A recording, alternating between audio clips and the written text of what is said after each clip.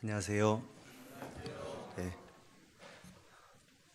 여긴 다 어디 갔습니까? 꼭 구경 갔을 리는 없고. 네. 한 주간 평안하셨죠? 예. 찬양대 찬양 너무 감사합니다. 천사들이 흠모하는 우리 그리스도인들인데 이번 한 주간도 해같이 빛나는 삶을 살 수 있기를 바랍니다. 우리 함께 기도하겠습니다. 우리 영혼을 사랑하시는 살아계신 우리 주 아버지 하나님, 주님의 크신 사랑과 구원의 은혜를 인하여 진심으로 감사와 찬송과 영광을 오직 아버지 하나님께만 돌립니다. 죄만 짓고 살던 저희들, 하나님의 크신 구원의 은혜를 얻어서 이제 남은 생에 하나님의 영광과 복음과 하나님의 은혜에 보답하는 삶을 살고자 합니다. 우리에게 하나님의 말씀으로 우리의 앞길을 밝히 비춰주시고 우리가 무엇을 어떻게 언제 행해야 될지 알 수 있도록 지혜와 지식을 주셔서 정말 남은 생에는 하나님 보시기에 합당하고 또 모든 영혼들에게 유익을 끼치는 보람된 삶이 되기를 간절히 소망합니다. 우리 마음 속에 하나님의 말씀을 가득 담아서 한 주간 생활하기를 원하오니 이 시간 주 성령께서 친히 우리 모든 사람들의 마음 속에 역사해 주시고 또 구별될 수 있는 하나님의 능력으로 함께해 주시기를 부탁드립니다. 4월 한 달이 또 새롭게 시작이 되었습니다. 이번 달에 있을 우리 충계 수양회 그리고 1교구 3교구 주간 5일 동안 있을 전도 집회를 비롯해서 수많은 교회 일정 속에도 하나님이 함께해 주시고 함께 모이고 봉사하고 흩어지는 그 모든 속에서 우리가 하나하나 배워가며 남은 생에 참으로 유익하게 살 수 있도록 인도해 주시기를 간구합니다. 또 이 시간 참여하지 못하신 분들 어느 곳에 어떠한 형편에 계시든지 있는 곳에서 또 지켜주시고 하시는 모든 일 속에 하나님의 함께 하심으로 돌봐주시기를 부탁을 드립니다. 또 우리 중에 병중에 계신 모든 분들 그 몸과 그 마음을 친히 위로해 주시고 하루속히 병에서 놓여 건강을 회복할 수 있도록 도와주시고 또 어려운 중에 주님께 간절히 의지하며 살아가는 삶이 될 수 있도록 도와주시기를 간구합니다. 또 지금 이 시간에도 전 세계 여러 곳에서 복음을 전하시는 선교사님들과 그 가족들 일일이 함께 해주시고 특별히 어려운 곳에 계신 모든 분들 특별한 은혜로 함께 하셔서 건강을 주시고 전도하는 데 필요한 모든 것들 일일이 도와주시기를 부탁을 드립니다. 소중한 시간 마치는 시간까지 주 성령께서 함께 해주시고 도와주시기를 부탁드리며 우리를 영원한 멸망에서 건져주신 예수님의 이름으로 감사하며 기도드렸습니다. 아멘. 자, 우리 고린도전서 1장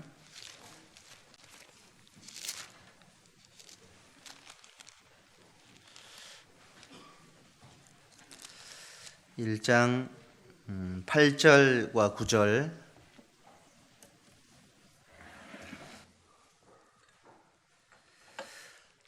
8절하고 9절을 우리 천천히 함께 읽겠습니다.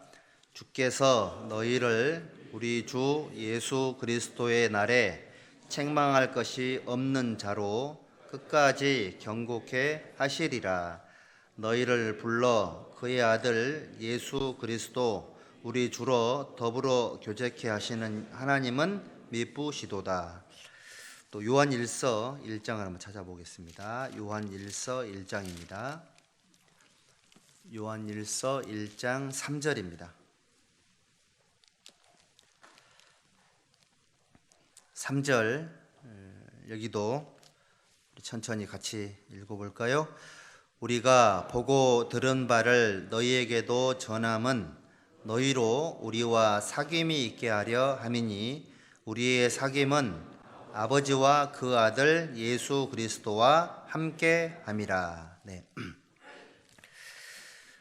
자, 오늘은 경건에 이르기를 연습하라 5번째 시간으로 주님 안에서 서로 사귀는 연습, 또 서로 교제하는 연습 이라는 주제로 함께 말씀을 생각해 보도록 하겠습니다. 사실 구원을 받고 나면 그 사용하는 단어들이 좀 생소하죠. 뭐 구원이라는 말도 조금 생소하고 휴거라든지 부활이라든지 또 교제 이런 단어들도 잘 사용하지 않는 단어들인데 익숙하지 못한 단어들 때문에 약간 조금 불편할 수도 있을 건데 내용을 조금 이해를 하면 아무래도 조금 새롭게 신앙생활 하는데 도움이 좀 될 거다라는 생각이 듭니다.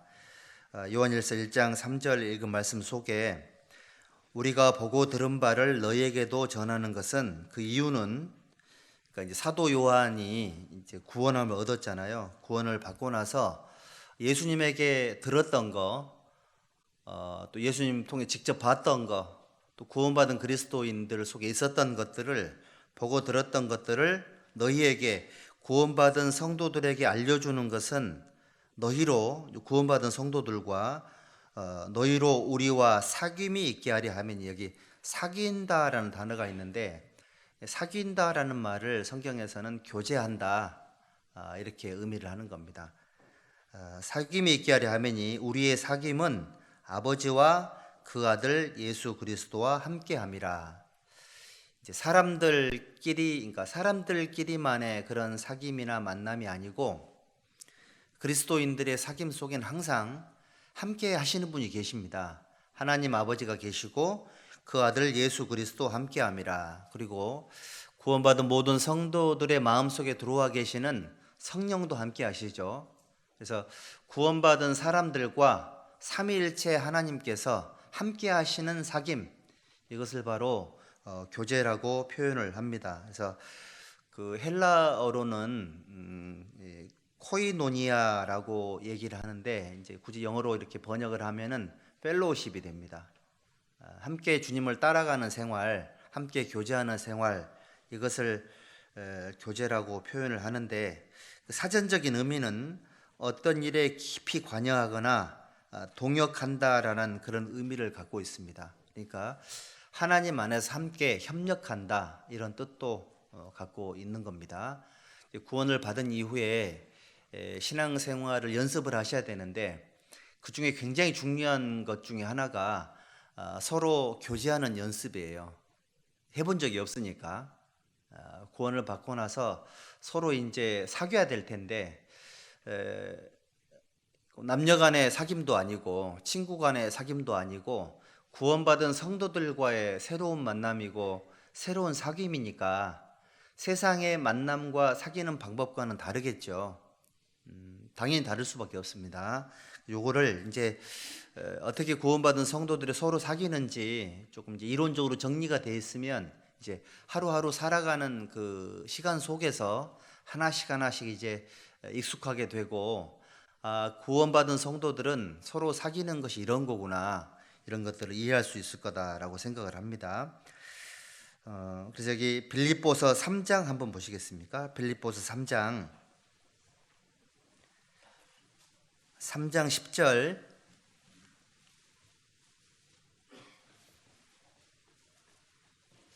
우리 스크린에도 띄워 주시죠. 빌립보서 3장 10절 보시면 내가 그리스도와 그 부활의 권능과 그 고난의 참여함을 알려하여 그의 죽으심을 본받아. 여러분 이제 참여라는 단어 밑에 나눠져 있죠. 참여, 교제라고 되어 있습니다. 그래서 어떤 일에 깊이 관여하거나 동역한다, 이게 이제 교제니까 내가 예수 그리스도와 그 부활의 권능과 그 고난의 교제함을 알려하여, 그러니까 구원받은 성도들은 예수님과 하나님과 또 구원받은 성도들과 함께 그 모든 삶 속에 협력하고 참여되는 거니까요. 이걸 교제라고 얘기하는 겁니다. 빌립보 4장 14절, 빌립보서 4장 14절입니다. 그러나 너희가 내 괴로움에 함께 참여하였으니, 이것도 교제죠. 참여하였으니 잘하였도다. 그러니까 빌립보 교회 성도들은 그 바울 사도가 하나님의 복음을 전하고 복음을 위해서 함께 수고했잖아요. 거기에 이제 함께 동참했다, 동역했다, 이거를 교제했다라고 얘기를 하는 겁니다. 빌립보서 4장 15절, 빌립보 사람들아 너희도 알거니와 복음의 시초에 내가 마게도냐를 떠날 때에 주고받은 내 일에 참여한 교회가 너희 외에 아무도 없었느니라. 여기도 참여라는 단어가 계속 나오는데 교제입니다. 교제. 그래서 교제라는 말의 정의가 어떤 일에 깊이 관여되거나 동역한다라는 그런 의미를 갖고 있는 겁니다. 그리고 교제라는 말의 두 번째 의미는 고린도후서 13장 13절입니다. 찾아보시죠. 고린도후서 13장 13절, 13장 13절, 고린도후서입니다. 13장 13절 같이 읽어볼까요? 주 예수 그리스도의 은혜와 하나님의 사랑과 성령의 교통하심이 너희 무리와 함께 있을지어다. 요한일서 1장 3절 말씀과 정확하게 일치하죠. 여기 보면 예수님, 성자 예수님이죠. 하나님의 사랑, 성부 하나님, 성령의 교통, 성령 하나님이잖아요. 이 교통하심이라는 표현이 되어 있고 너희 무리와 함께 있을지어다. 그러니까 성삼위일체 하나님과 구원받은 성도들과 함께 나누는 그 사랑 또는 동역, 이런 것들을 교제라고 하는 겁니다. 그래서 이게 교통하심이라는 그 단어, 교통이라고 이제 한국말로는 번역이 되어 있지만 이 교통이 헬라어의 코이노니아로 이렇게 기록이 되어 있습니다. 원어에. 그러니까 교제한다라는 얘기는 삼위일체 하나님과 구원받은 사람들이 함께하는 생활이다. 이렇게 간단하게 정의를 할 수가 있겠습니다. 그러면 두 번째, 그리스도인들에게 교제가 필요한 이유가 있겠죠. 그럼 왜 구원을 받았으면 됐지? 왜 우리가 교제를 해야 되는 거냐? 왜 하나님 안에서 함께 서로 사귀는다라는 것을 해야 되는 거냐? 왜 교제 생활을 해야 되고 왜 교회 안에서 신앙 생활을 해야 되는 거냐? 그 이유를 알아야 되겠죠. 동기부여가 선하면 생활은 자동으로 됩니다. 우리 직장 생활의 동기부여가 확실하죠. 사업하는 사람들이 왜 사업하는지 동기부여가 확실합니다. 부모님들이 자식을 사랑하는 동기가 확실하죠. 너무 사랑하기 때문에. 그래서 신앙생활 또한 누가 잘하냐면 동기부여가 확실한 사람.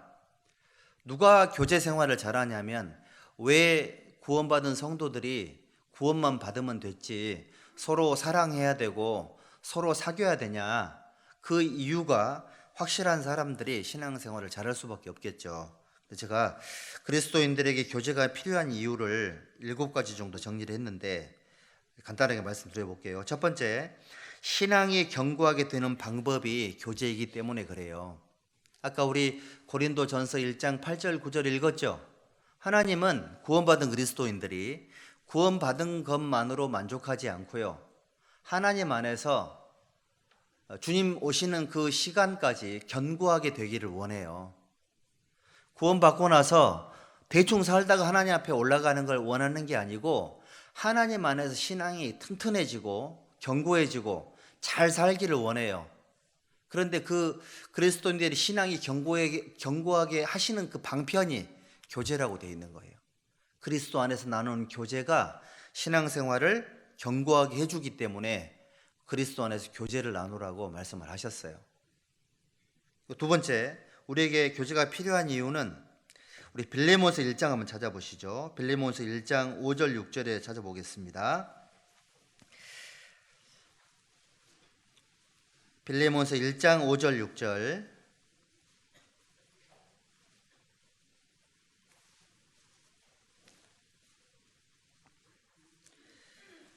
같이 읽어볼까요? 주 예수와 및 모든 성도에 대한 내 사랑과 믿음이 있음을 들음이니 이로써 내 믿음의 교제가 우리 가운데 있는 선을 알게 하고 그리스도께 미치도록 역사하느니라. 자, 두 번째 이유가 기록이 되어 있는데, 믿음 안에서 나누는 교제는 어떤 게 선인지 악인지를 알게 해줘요. 어떤 게 선이라는 걸 알면 그걸 선택하게 되잖아요. 주님 안에서의 선이 뭔지를 알게 하고, 또 그리스도께서 역사할 수 있도록, 실제로 살아서 움직일 수 있도록 도와주는 거예요. 교제를 나누면 내 안에 계신 그리스도께서 내 삶을 변화시켜줘요. 역사하신단 말이에요. 일단 알게 하는 것은 지적인 영역이죠. 역사하는 것은 생활의 변화를 얘기하는 겁니다. 교제를 나누다 보면 옳고 그른 것을 분별할 수 있는 지식을 얻게 되고, 그거를 생활 속에 실천하는 가운데 삶이 변화돼요. 이것이 교제를 나누는 두 번째 이유입니다. 그리고 잠언 27장 17절에도 보면 철이 철을 날카롭게 함같이, 철이 철을 날카롭게 하는 겁니다. 구원받은 성도들끼리 서로 사귀는 가운데에 신앙생활에 성장을 해요. 그리고 사람끼리만 서로 사귄다면 이건 인간적인 사교 모임이겠죠.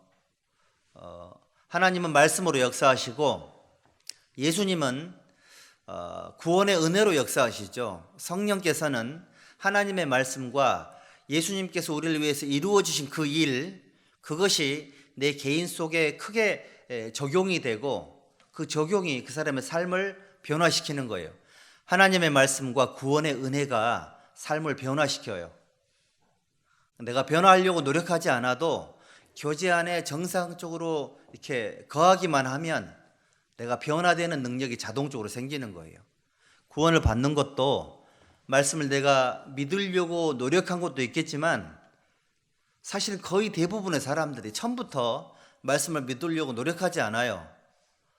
와서 앉아서 듣다 보니 나도 모르게 막 믿어지려고 하죠. 믿어지려고 할 때 거부하지 않고 쭉 따라가면 믿어지는 거예요. 그런 것처럼 신앙생활도요, 주님 안에 거하기만 하면, 이 그리스도인들의 사귐 안에 거하기만 하면 변화시켜 주시는 거예요. 하나님께서 그거를 우리 안에 있는 선을 알게 만들어주고 그리스도께 미친도로 역사한다라고 이렇게 말씀을 하신 거예요. 그리고 우리가 그리스도인들에게 교제가 필요한 세 번째 이유는, 성도들과 함께 있을 때에 사실은 가장 깨끗한 상태를 유지할 수 있어요. 그리고 성도들과 함께하는 그 속에서 하나님이 그 가운데 역사해요. 그러면 어떻게 될까요? 주님 안에서 우리가 하나님께서 역사하시고 깨끗해질 때, 그때 우리 마음속에 하나님께서 감동이라는 걸 줘요. 아, 나 이렇게 살아야 되겠다. 아, 구원받은 게 너무 좋구나. 내가 지옥 가는 거 무서워서 구원을 받았는데 알고 보니까 이것이 지옥에 안 간다는 의미만 있는 것이 아니라 하나님 안에서 어마어마한 축복이라는 게 있는 거구나. 이거를 함께 할 때 알게 돼요. 디모데후서 2장 보시죠. 2장 22절.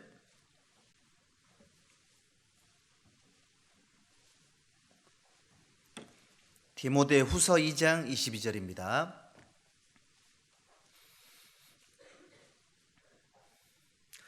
또한 내가 청년의 정욕을 피하고 주를 깨끗한 마음으로 부르는 자들과 함께죠. 함께입니다. 의와 믿음과 사랑과 화평을 조추라. 그러니까 함께하는 그 속에서 죄를 피할 수 있고, 또 주를 깨끗한 마음으로 부를 수 있어요.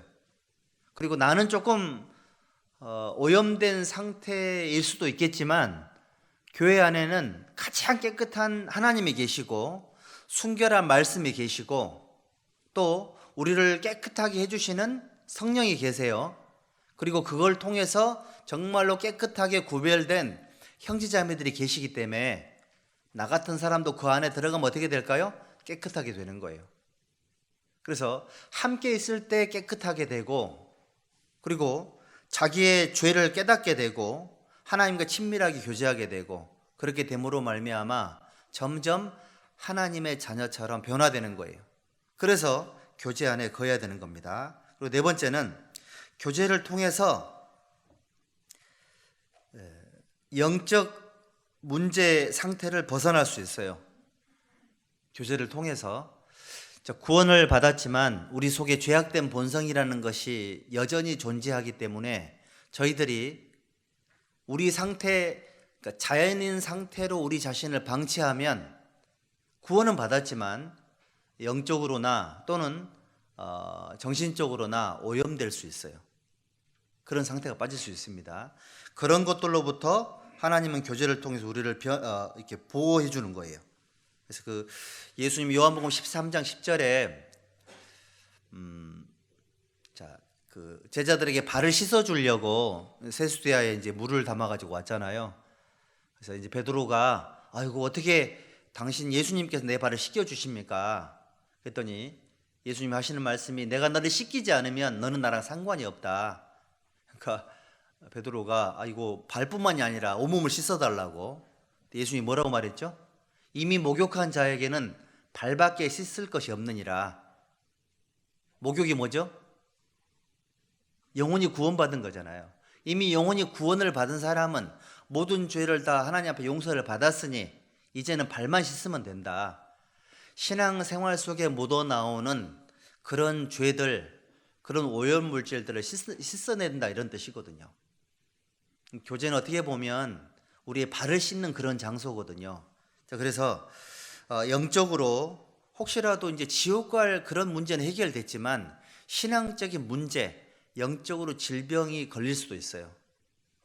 그래서 먼저 마음에 병이 들어오면, 죄가 들어오면 하나님과의 기도가 점점 멀어져요. 기도가 안 돼요. 기도가 잘 안 되는 분들 계시죠? 그거 지금 아픈 상태인 겁니다. 그리고 말씀을 읽는 것이 형식화되거나 거의 안 읽게 돼요. 성경이 안 읽혀지는 것은 지금 현재 문제가 있는 상태인 거예요. 구역마다 부지런하게 성경 읽기 챌린지를 할 텐데 그동안에 못 읽었다 하더라도 당장 오늘부터 따라 읽으셔야 돼요.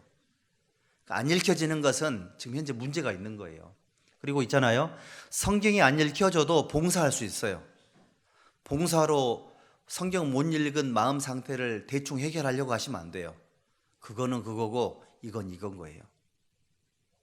그러니까 그리고 교회 모임으로부터 점점점 멀어지게 돼요. 마음에 병이 들어오면 처음에 형제자매를 판단하게 돼요.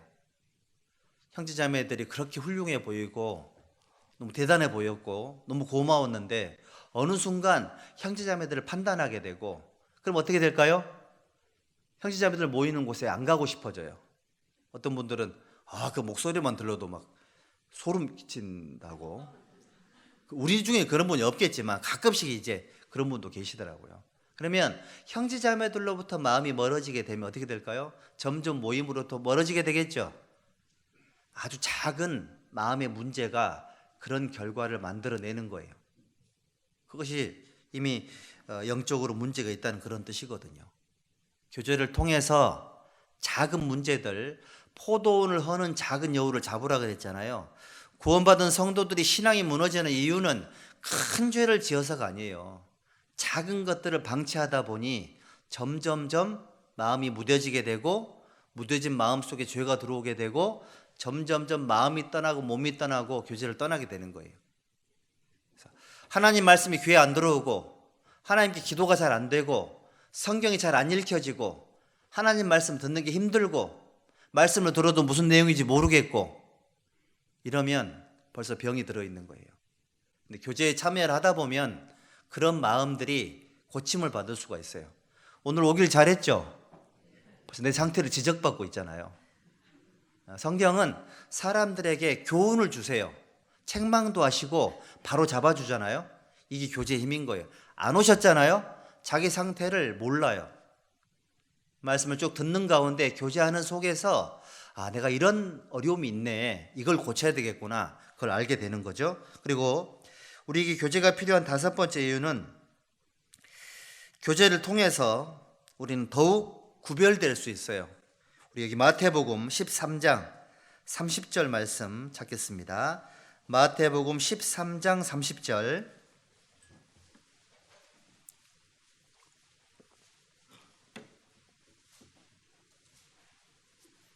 함께 읽겠습니다. 둘 다 추수 때까지 함께 자라게 두어라. 추수 때에 내가 추수꾼들에게 말하기를 가라지는 먼저 거두어 불사르게 단으로 묶고 곡식은 모아 내 곡간에 넣으라 하리라. 여기 보면 가라지와 곡식이 있는데 단으로 묶는다 그랬잖아요. 단으로. 여러분들 그 알곡과 가라지가 함께 자랄 때는 어떤 게 가라지인지 어떤 게 알곡인지를 몰라요. 언제 하냐면 알곡은 익을수록 고개를 숙이고요. 신기하게 논에 있는 그 피 같은 거 있잖아요. 얘네들은 익을수록 빳빳해져요. 신기하더라고. 제가 그 전에 있는 교회당 바로 옆에 논이 많았는데 개구리도 많았습니다. 근데 이제 가을쯤 되면 곡식은 이렇게 고개를 숙이는데 피는 이렇게 고개를 뻣뻣이 들고 있어요. 그래서 그 바로 교회당 옆에 1000평 정도 논이 있었는데 그분은 서울에서 이제 공무원 5급 공무원 정년 퇴직하시고 아버지 이제 돌아가시고 그 유산을 받아가지고 농사를 지셨거든요. 논에 피가 엄청 많더라고. 제가 걱정이 좀 됐습니다. 저거 동네 어른들한테 한 소리 들을 텐데 아니라들 한 소리 들으셨다더라고요. 게을러 가지고 논에 이렇게 관리를 안 한다고. 여러분들 시간이 지나면서 알곡은 알곡다워지고요, 가라지는 가라지처럼 변해요. 그렇죠? 이 단으로 묶는다 그랬잖아요. 교제를 참여를 하면 우리는 점점 단이 돼가요. 구원을 받았을 때 나는 모임의 중요성을 모르고요, 소속감도 약해요. 근데 조금 시간이 지나면서 점점 소속감이 생겨요. 단이 돼가는 거예요. 구별된다는 얘기 무슨 얘기냐면 구원받은 사람들이 또 하나님이 계신 이곳이 우리 편이구나, 이걸 알게 돼요. 그래서 점점 단으로 묶이게 되는 과정 속에서 우리가 구별되는 그런 은혜를 경험할 수 있어요. 그리고 여섯 번째는 우리는 교제를 통해서 서로 돕는 법을 배우고 희생하며 섬길 수 있는 기회를 얻어요. 우리 신약성경 갈라디아서 6장 2절 보시죠.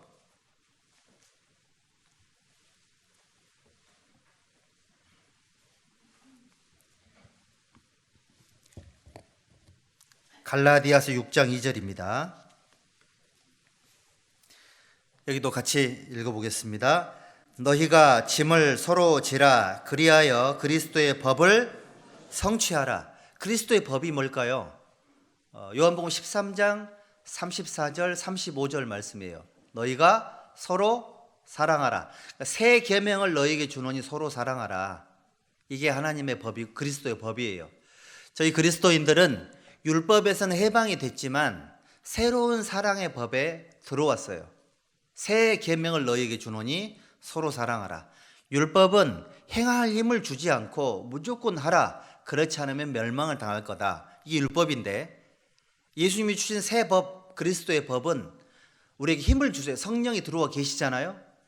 사랑의 근원이신 성령이 들어와 계시기 때문에 서로 사랑할 수 있는 힘을 하나님 주셨어요. 그래서 그 힘으로 서로 사랑하라고 말씀을 하시는 거예요. 너희가 짐을 서로 지라, 그리하여 그리스도의 법을 성취하라. 짐을 서로 지라 그랬죠. 교제 안에서 서로 도와주고 도움을 받고 주고받고 하면서 관계가 깊어지는 거예요. 서로 주고받는 걸 제일 잘하는 관계가 뭘까요? 부부간의 관계죠. 가정이잖아요. 가족들. 그렇게 살고 계시죠? 여러분들, 가족 간에는 얼마나 자연스럽게 서로 주고받지 않습니까?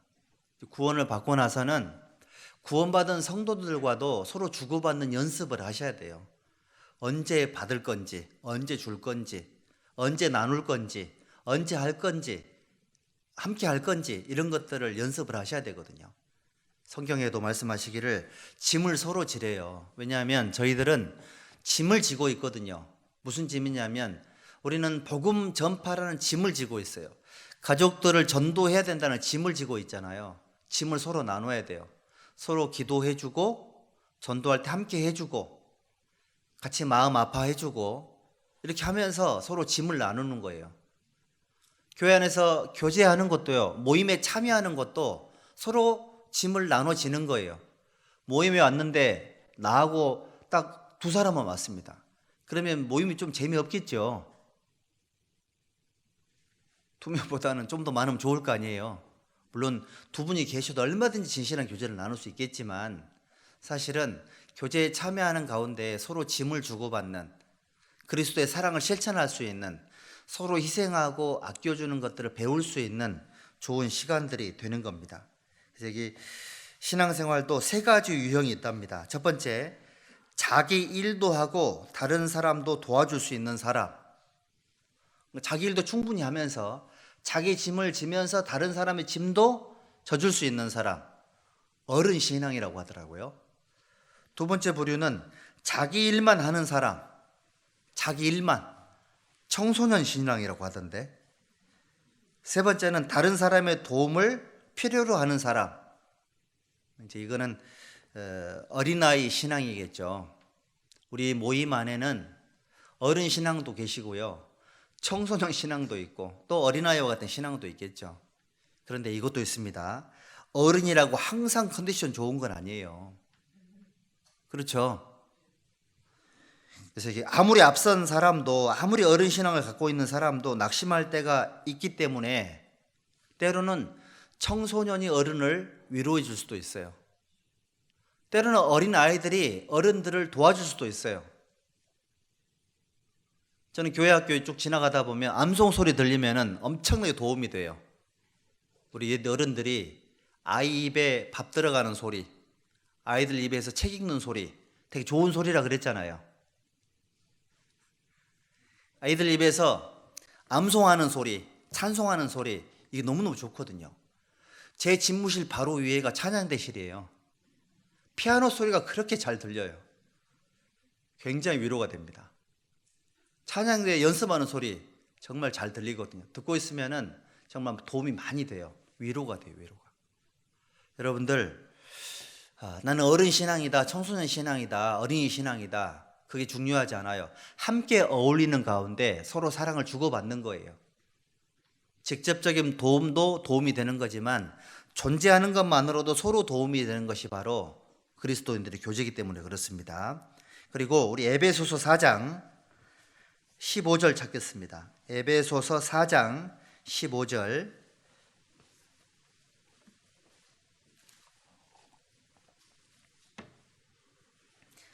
15절 16절 같이 읽어볼까요? 오직 사랑 안에서 참된 것을 하여 범사에 그에게까지 자랄지라. 그는 머리니 곧 그리스도라. 그에게서 온 몸이 각 마디를 통하여 도움을 입음으로 연락하고 상합하여 각 지체의 분량대로 역사하여 그 몸을 자라게 하며 사랑 안에서 스스로 세우느니라. 이게 16절 끝부분에 보면 그 몸을 자라게 하며 사랑 안에서 스스로 세우느니라. 교회 안에서 나누는 교제를 통해서 영적인 성장과 성숙이 이루어져요. 저희 손가락 끝도 있잖아요. 여기 어깨와 여기 마디를 통해서 이렇게 연결되잖아요. 자, 우리 구원받은 모든 그리스도인들은 하나님 안에서 새로운 가족 관계가 형성이 되어 있습니다. 우리 예수님은 우리의 맏아들이고요, 영적으로. 우리는 구원을 받았으니까 뭐가 됐을까요? 예수님의 법적인 동생이 된 거예요. 양자가 됐으니까요. 그러니까 구원받은 그리스도인들은 전부 다 하나님의 권속이에요. 권속이라면 가족이라는 뜻이거든요. 구원받은 사람들은 하나님의 가족이 됐기 때문에 영적으로 우리는 이제 어쩔 수 없이 운명 공동체가 된 거예요. 하나님 안에서. 어쩔 수 없다는 표현이 좀 그렇다, 그렇죠? 너무 다행스럽게도 하나님의 가족이 된 겁니다, 저희들이. 너무 감사하게도. 그래서 오직 사랑 안에서 참된 것을 하여 범사에 그에게까지 자랄지라. 예수님만큼 성장을 해야 되는데 온몸이 각 마디를 통해서 도움을 서로 주고받으면서 성장하게 돼요. 혼자서는 자랄 수가 없어요. 하나님 안에서 교제를 통해서만 우리는 성장과 성숙을 할 수가 있는 겁니다. 그래서 우리는 교제를 해야 되는 거예요. 이게 우리 교제가 필요한 7가지 이유고요. 그런데 여기 그런데 교제를 방해하는 요소들도 있어요. 이거 잠깐만 생각 한번 해봅시다. 잠언 18장 1절입니다. 그리스도인들의 교제를 방해하는 요소들 또는 교제를 무너지게 만드는 요소들이 있는데, 잠언 18장 1절, 잠언 18장 1절 함께 읽어보죠. 무리에게서 스스로 나뉘는 자는 자기 소욕을 따르는 자라 온갖 참 지혜를 배척하느니라. 여러분들, 교제를 방해하는 첫 번째 원인은 무리에게서 스스로 나뉘는 거, 스스로 나뉜다 그랬죠. 하나님은 교제가 필요하다고 말씀을 하셨는데, 교제의 필요성을 내가 인식하지 못하거나 또는 고의적으로 내가 교제를 배척할 때 또는 떠날 때, 스스로 내가 좋은 쪽을 선택하지 않을 때, 무리에게서 스스로 나뉠 때 교제가 무너져요. 하나님이 역사하는 곳에 가지 않으면 공급받지 못하겠죠. 그래서 넘어지는 거예요. 부지런하게 모임에 나가야 돼요. 무리에게서 스스로 나뉘는 자는 자기 소욕을 따라요. 뭐 때문에 말씀을 하고 계시지만 사실은 자기 개인적인 마음속에 소욕이 있는 거예요. 우선순위가 문제가 있는 거죠. 그런 경우에는 하나님과의 교제에, 성도들과의 교제에 방해를 받아요. 두 번째는 교만한 마음과 교만한 생각, 교만한 눈이 우리의 교제를 방해해요. 잠언 13장 10절에 보면 교만에서는 다툼만 일어날 뿐이라 권면을 듣는 자가 지혜가 있느니라. 잠언 17장 19절에도 다툼을 좋아하는 자는 죄가를 좋아하는 자요 자기 문을 높이는 자는 파괴를 구하는 자니라. 자기 문을 높이는 게 뭐겠습니까? 생각이 높거나 마음이 교만하거나 눈이 교만하면 문제가 생겨요. 그러면 교제를 판단하게 돼요. 사실은 교제는 하나님의 교제 아래에서 내가 배우는 건데, 교제 위에 마음이 올라가면, 교회의 마음이 올라가면 뭘 배울 수가 있겠습니까? 그래서 이런 얘기가 있죠. 생각을 조심해. 생각은 말이 되니까. 말을 조심해. 말은 행동을 만드니까. 행동을 조심해. 행동은 습관이 되니까. 습관을 조심해. 습관은 인격을 형성하니까. 인격을 조심해. 인격은 사람의 운명을 결정하니까. 멋있는 말인데 인터넷에서 받았습니다. 이게 좀 이렇게 마음이 좀 와닿더라고요. 여러분들, 생각이 말이 되죠. 말은 행동이 되고, 행동이 반복되면 습관이 되고요. 습관이 그 사람의 인격을 만들어요. 가치관을 만들죠. 그 신앙의 가치관, 세계관, 교회관, 이런 것들이 그 사람의 삶의 방향, 삶의 질을 딱 결정해요. 그래서 마음이, 생각이, 눈이 교만하면 교제에 방해가 되는 거예요. 그럼 교제 나올 때는 어떻게 해야 될까요? 교만한 마음으로 와야 될까요? 2% 모자란 상태로 와야 될까요? 2% 모자란 상태로 와야죠. 교회는 배우러 오는 곳이기 때문에 가득 찬 상태로 오면 안 돼요. 비워진 상태로 와요. 그래야지 배워 나가죠.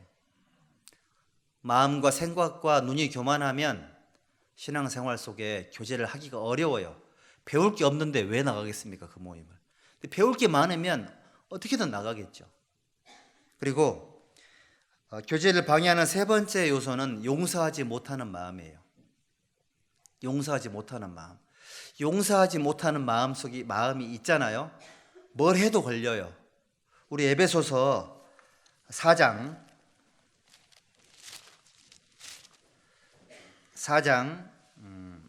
26절 27절 함께 읽어봅시다. 분을 내어도 죄를 짓지 말며 해가 지도록 분을 품지 말고 마귀로 틈을 타지 못하게 하라. 자, 여기부터 보면 용서하지 못하는 마음이 있으면 분이 나고 화가 나고 용서가 안 되죠. 근데 그 하루를 넘기지 말라고 그랬잖아요. 왜냐하면 마귀가 틈타기 때문에 그래요. 여러분들 뭐 타고 교회에 오셨어요? 자동차 타고 오셨죠? 그 마귀는 뭐 타고 다닐까요? 틈을 타고 다닌답니다. 틈. 교제는 이렇게 한 묶음인데 마귀는 그 틈을 갈라내요. 나뉘게 만들고 이걸 이간을 시키는 거예요.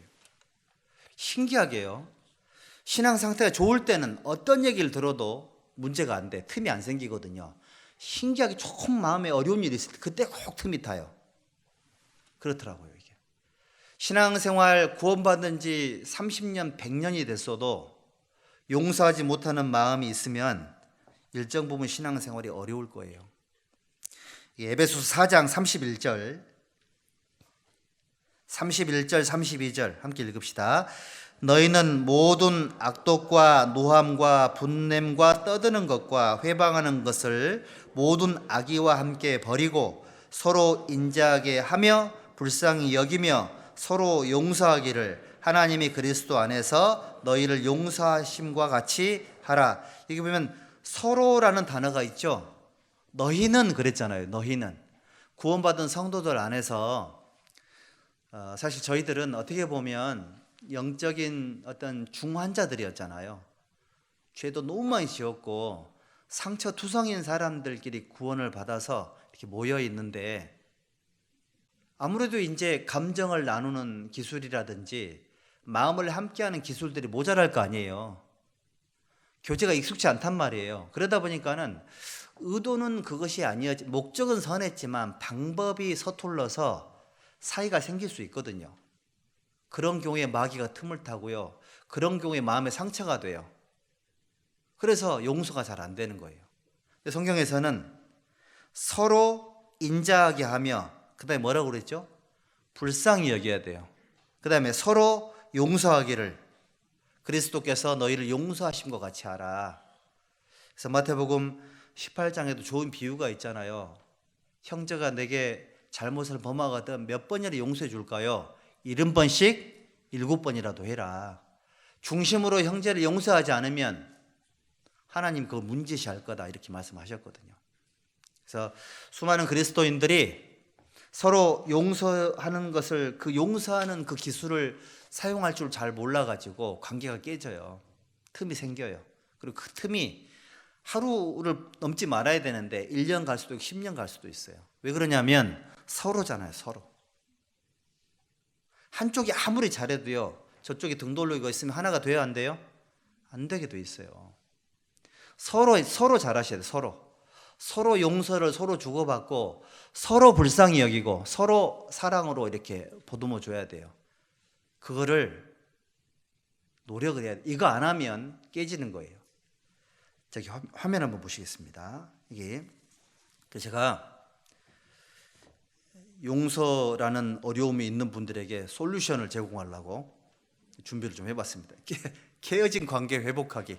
첫 번째, 사람에게 말하기 전에 하나님께 기도하라. 야고보서 4장 1절 3절에 보면 싸움이나 다툼이 생기죠. 그래서 용서 못할 일이 생기잖아요. 왜 그렇게 된 거냐? 정욕 때문에 그런 거 아니냐? 욕심을 내고 미워하는 게 살인죄니까 미워하고 시기하여도 능히 취하지 못하나니 너희가 다투고 싸우는 거 아니냐? 왜 그렇게 된 거죠? 너희가 얻지 못하면 뭐라고 되어 있습니까? 구하지 아니하며.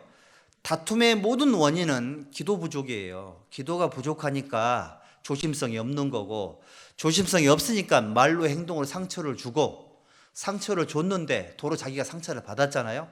신기하게 상처를 준 사람이 더 큰 상처가 되는 경우가 있어요. 결국은 다툼은 기도 부족이다 이렇게 볼 수 있어요. 그리고 시편 109편 4절에 함께 읽어볼까요? 나는 사랑하나 저희는 도리어 나를 대적하니 나는 기도할 뿐이라. 혹시 마음속에 어려움이 생기거들랑 이거 꼭 하셔야 돼요. 사람에게 말하기 전에 하나님께 간절히 기도해라. 이것이 깨진 관계를 회복하는 첫 단추고요. 두 번째, 항상 먼저 다가서라. 마태복음 5장 23절 24절입니다. 그러므로 예물을 제단에 드리다가 거기서 내 형제에게 원망 들을 만한 일이 있는 줄 생각이 나거들랑 예물을 제단 앞에 두고 먼저 가서 형제와 화목하고 그 후에 와서 예물을 드리라. 여러분들 봉사보다 우선순위가 화해죠. 용서잖아요. 항상 먼저 다가서야 돼요. 사실은 용기 있는 사람이 용서를 하는 거예요. 자, 아들이 아버지에게 잘못했습니다. 누가 용서를 해야 될까요? 아들이 아버지를 용서한다. 이 아버지가 아들을 용서한다. 누가 용서하는 거죠? 아버지가 아들을 용서하죠. 더 큰 사람이 용서하는 거예요. 용서하지 못한다는 얘기는 자기가 어린아이다라는 표시예요. 죄송합니다. 그래서 용서를 해야 되는 겁니다. 그리고 여기 먼저 다가서지 않으면, 용서하지 않으면 뭐라고 되어 있죠? 너희 기도가 막히지 아니하게 하려 함이라.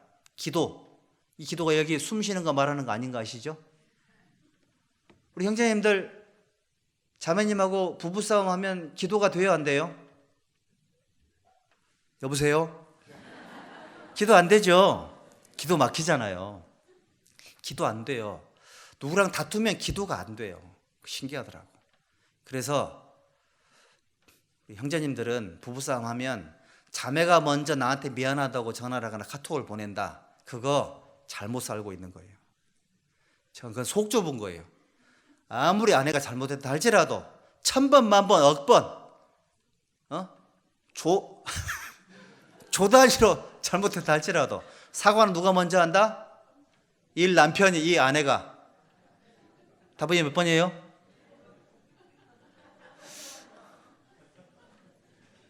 아니, 의외로 제가 이렇게 얘기를 해도 어떤 남편들은 그건 아닌 것 같은데요, 목사님. 이런 분들이 있더라고. 여러분들, 큰 사람이 작은 사람을 용서하는 거예요. 아니, 아내는 남편을 자기 보호자로 생각을 하고 있는데 보호자가 삐져가지고 막 일주일 가고 한 달 가고 되겠냐고요, 이거. 우리 청년 자매들도 내 얘기 잘 들어봐요. 교제할 때 일부러 삐지게 만들어가지고 먼저 미안하다고 말 안 하면 그거 생각을 해봐야 돼요. 잘못은 항상 여자가 먼저 할 수 있습니다. 하와가 그랬듯이. 그럴 수 있잖아요, 그렇죠? 그런데 항상 용서는 남편이 먼저 해야 돼요. 자기 부인이잖아요. 자기 사랑하는 반쪽이잖아요. 그거 기도가 막혀요. 기도가 안 돼요. 항상 용서하지 못한 일이 생기면 기도할 때마다 생각이 나더라고. 그렇죠? 마음속에서 용서를 하셔야 돼요. 상대방의 상태와 반응과 상관없이 항상 나는 용서를 한 상태가 돼야 돼요. 그리고 세 번째, 입보다 귀를 사용해야 돼요. 그래서 입은 하나고 귀가 두 개잖아요. 듣기는 속히 하고 말하기는 더디어 하며 성내기도 더디어 하라. 듣기를 속히 해야 돼요. 들어봐야 돼요. 자, 보세요. 들어보고 상대방의 섭섭함에 공감해야 되고, 해결이 아닌 공감으로 시작해야 돼요. 사실보다는 공감에 초점을 맞춰야 되고, 동의되지 않는다고 방어하면 안 돼요. 감정이 언제나 진실되거나 논리적이지 못하기 때문에 그래요. 그리고 공감은 새로운 신뢰를 이끌어낸다는 사실을 기억해야 돼요. 이것도 책에서 봤습니다. 근데 너무 맞잖아요, 그렇죠? 너무 맞는 거예요. 이거 너무 공감이 되더라고. 여러분들 들어봐야 돼요. 뭐가 문제인지. 그래서 상대방이 들어보고요, 말하지 말고 뭘 섭섭하게 생각하고 있는지를 공감이 돼야 돼. 내가 공감이 초점을 맞춰지다 보면 사실이 중요하지 않아요. 현재 사람의 감정이 상하면 문제가 생기잖아요. 근데 그 감정이 언제나 진실되거나 논리적이진 않아요. 그러니까 감정이 상한 상태인데 어떻게 정상적인 대화가 되겠습니까? 해결이 되겠습니까? 일단 공감을 한 상태에서 쭉 듣는 가운데 신뢰가 만들어지는 겁니다. 그래서 여기 로마서 12장 15절 16절에도 함께 즐거워하고 함께 울라, 마음을 같이 해라. 이게 뭐죠? 공감 능력이잖아요. 저도 검사를 해봤더니 공감 능력이 엄청 없더라고요. 지금 웃고 있는 애들 우리 딸들입니다.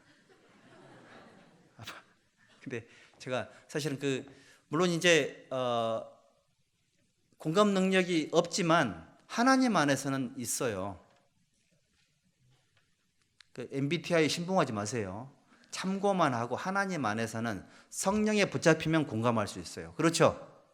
하나님은 공감 능력이 최고잖아요. 자매님 또 신랑이 공감 능력이 없다고 이렇게 책망하지 말고요. 성령께 붙잡히면 그 사람이 공감할 수 있어요. 교회 안에서의 용서잖아요. 교제 안에서 용서니까 이게 가능한 겁니다. 그리고 이거 중요합니다. 깨진 관계를 회복하기 위한 네 번째 기술이 뭐냐면 나에게도 잘못이 있음을 고백해야 돼요. 이게 뭐라고 그랬죠? 먼저 내 눈 속에서 들보를 빼어라. 그 후에야 밝히 보고 형제의 눈 속에서 티를 빼리라. 보통 사람들이 자기 들보를 못 보고요. 남의 티를 먼저 봐요. 들보를 통해서 보니 제대로 보일 리가 없겠죠? 자, 이것도 필요하다면 제3자에게 그냥 물어봐요. 나에게는 문제가 없는지. 이거 중요합니다. 교통사고가 났습니다. 쌍방과실일 경우들이 많잖아요. 나는 잘못이 하나도 없습니다. 방어운전 안 하는 경우가 있을 수도 있거든요. 나에게는 문제가 없는지. 교회 안에서 일어나는 수많은 관계가 깨지는 이유는 자기의 잘못이 있어요. 10%가 있어도 잘못한 거 맞거든요. 10% 잘못했잖아요. 그거를 볼 수 있어야 돼요. 그리고 내가 너무 둔한 건 아닌지. 너는 괜찮던데. 이런 사람도 있거든요. 그리고 너무 예민한 사람도 있죠. 너무 예민한 건 아닌지. 또 어떤 사람은 너무 방어적이죠. 어떤 사람은 너무 또 공격적이에요. 그런 사람들은 교제가 안 돼요. 그래서 기꺼이 갈등의 대가를 치러야 되는데 뭐냐면 자신의 실수를 인정하고 용서를 구해야 돼요. 용서를 구해야 됩니다. 10%가 됐든 1%가 됐든 그래야 두 다리 뻗고 잘 수 있습니다. 양심에 꺼리낌 없이. 그리고 다섯 번째는 사람을 공격하지 말고 문제를 공격하라. 유순한 대답은 분노를 쉬게 하죠.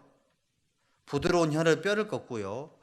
화를 더디 내는 것이 사람의 슬기랍니다. 허물을 용서하는 것이 자기의 영광이라고 하죠. 보십시오. 누가 문제냐 그러면 판단하는 죄를 짓는 거예요. 뭐가 문제냐 그러면 문제를 해결할 수 있어요. 이 중요합니다. 우리는 한 사람 죽고 한 사람이 살고 이러면 안 되고 다 살아야 돼요. 다. 그러니까 항상 누가 문제냐 이렇게 접근하지 말고 뭐가 문제냐 이렇게 봐야 돼요. 구원받은 사람 자체니까 전체를 부인할 수는 없잖아요. 그렇죠? 구원을 받았지만 부족한 부분이 있어요. 뭐가 문제냐 이렇게 접근해야 되는 거예요. 그렇게 해서 그 문제인 그 지점 때문에 나에게 상처가 됐다면 그 사람 전체를 부인하지 말고 그 문제를 공격해야 돼요.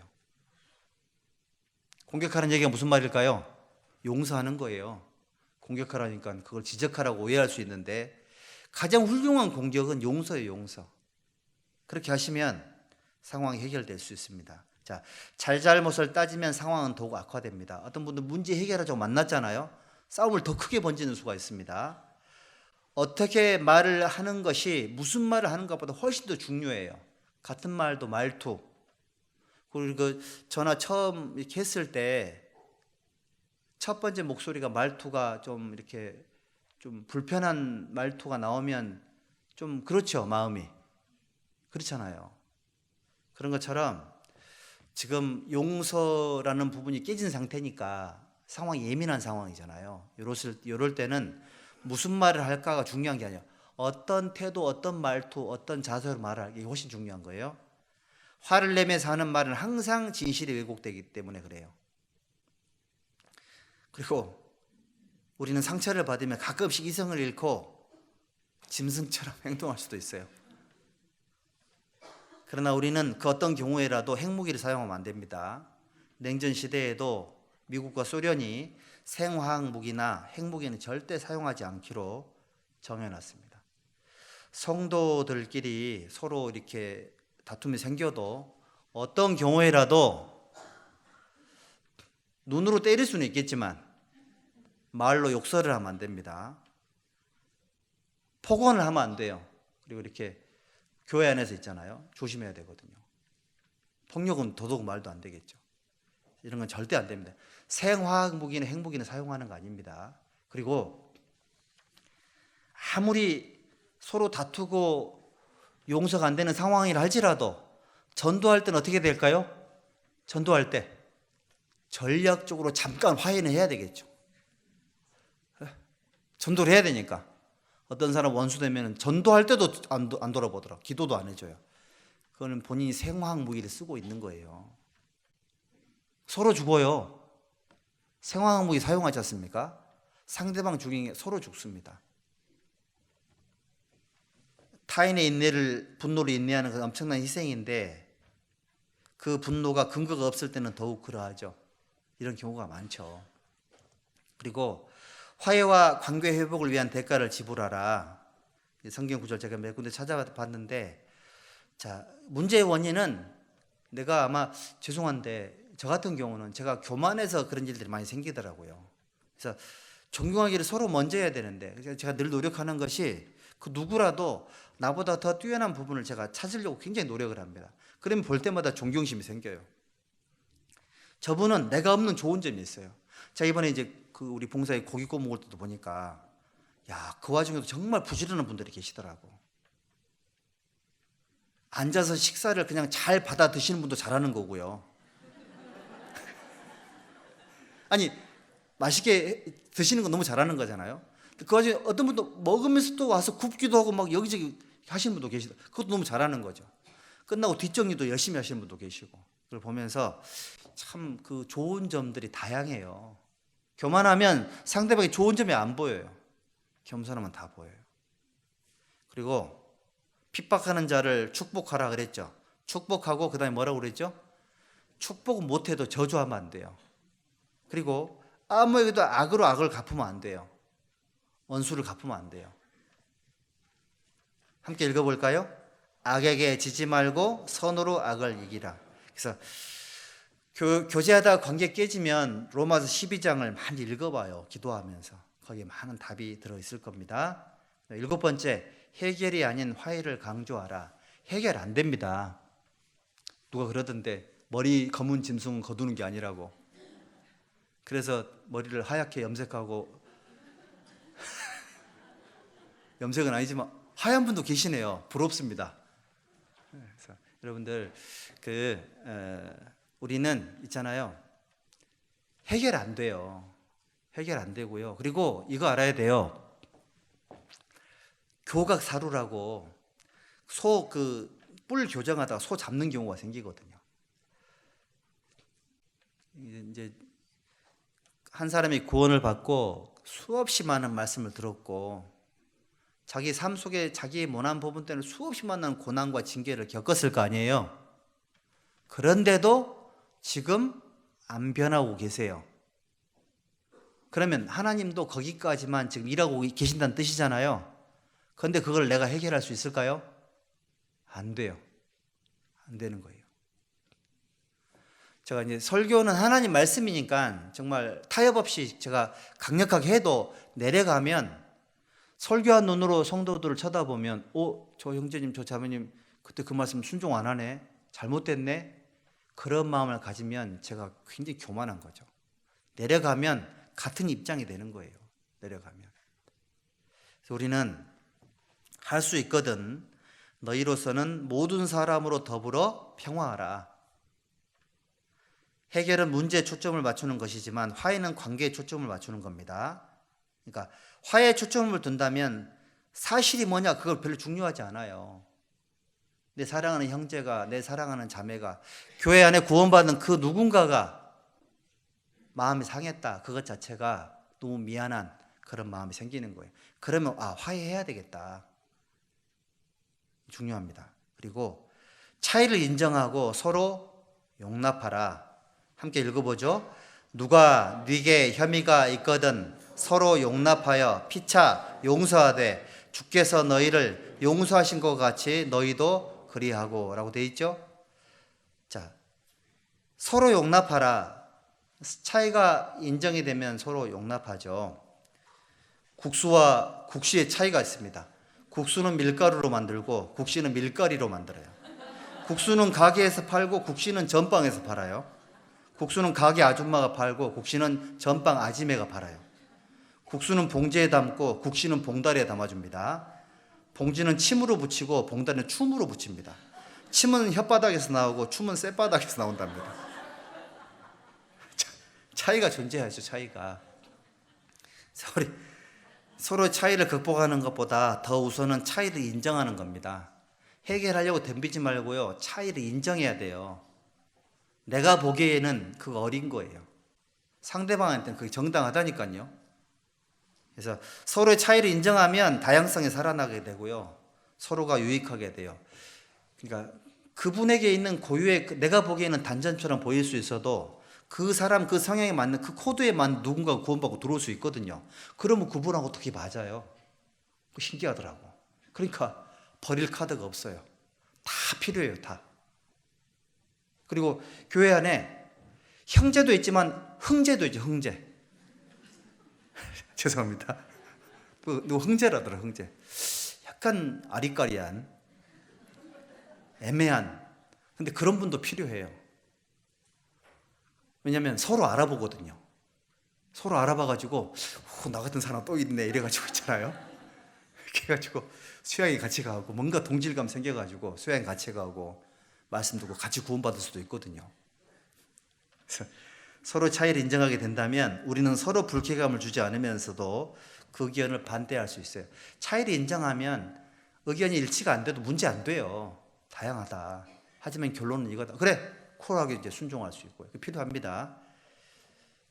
그리고 그래서 이제 교제를 방해하는 요소들 제가 몇 가지 말씀을 드렸고요. 그리고 이거 한번 봅시다. 부정적인 얘기를 했으니까 좀 좋은 얘기를 해야 되겠는데,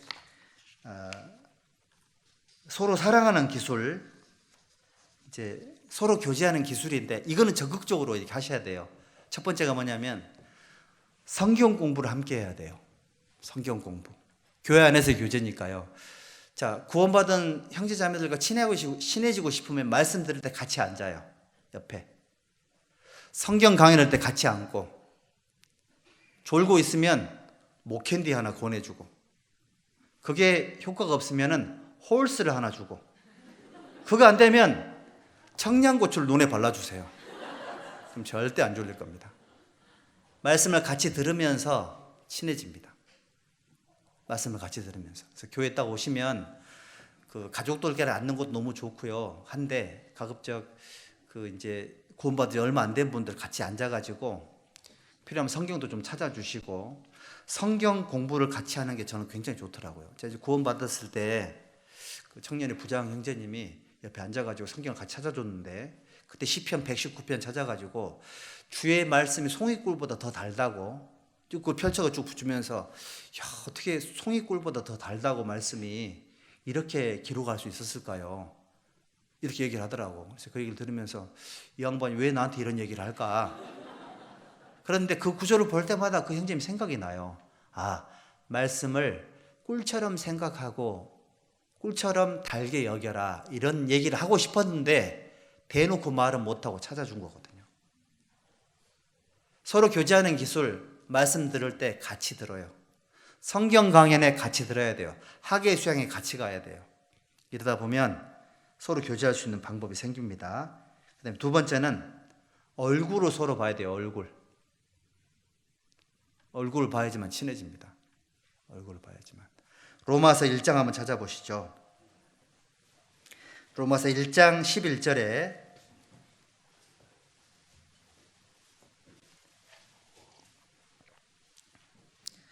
로마서 1장 11절